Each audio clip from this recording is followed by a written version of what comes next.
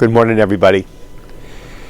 If you had been near Sacramento, California on this date, January 24, in 1848, you would have heard a lot of commotion because James Marshall, who worked for John Sutter, had discovered flecks of gold in a tail race at a sawmill, kicking off the California gold rush.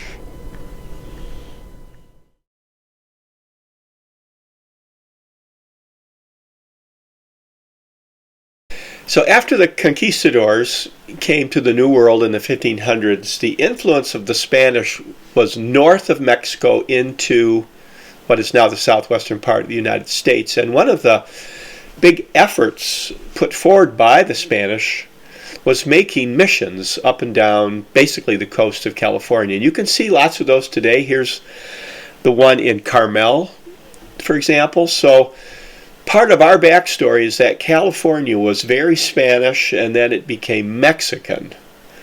And this map shows the travel routes from Mexico into Texas and New Mexico and California. So there was an active Spanish culture there, and this book, 2 years before the mast, by Richard Henry Dana, describes what California was like when it was run by the Mexicans and with the native peoples there.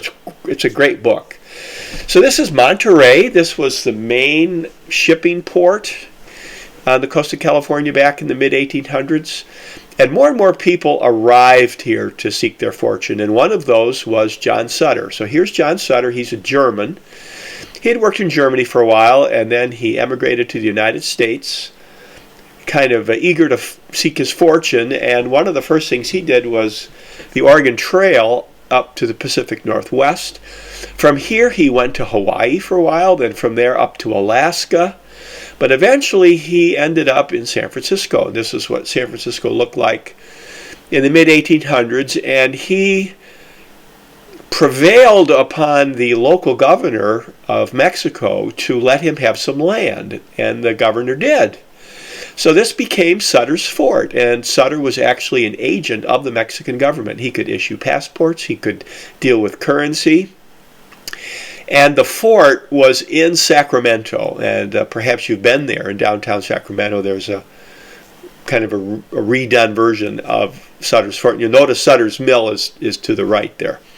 So here's the map of the Donner Party, the ill-fated group that got stranded in the Sierra Nevada mountains in 1846-47, but you'll note they were headed to Sutter's fort. So Sutter's fort was a real focus of people emigrating to California. Well, the war with Mexico came. A lot of the fighting, of course, was in Mexico itself, but there was some up in California. And this is its own drama, how California was the Bear Flag Republic for a little while.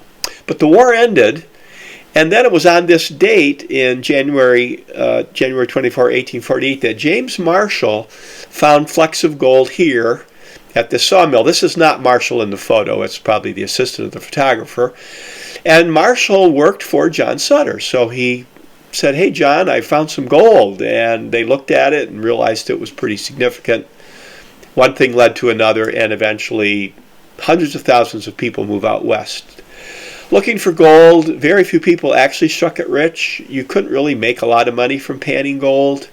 The big money was really made by people who sold things to the miners, like Levi Strauss when he cooked up blue jeans.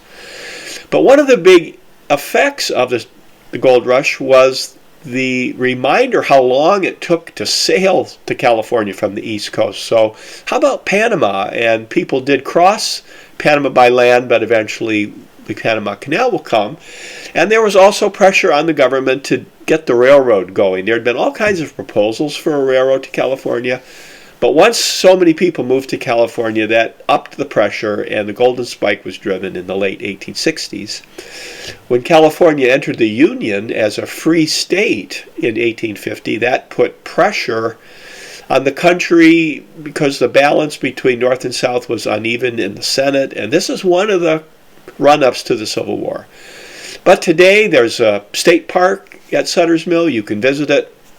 You can think about finding that fleck of gold and all those people who moved west.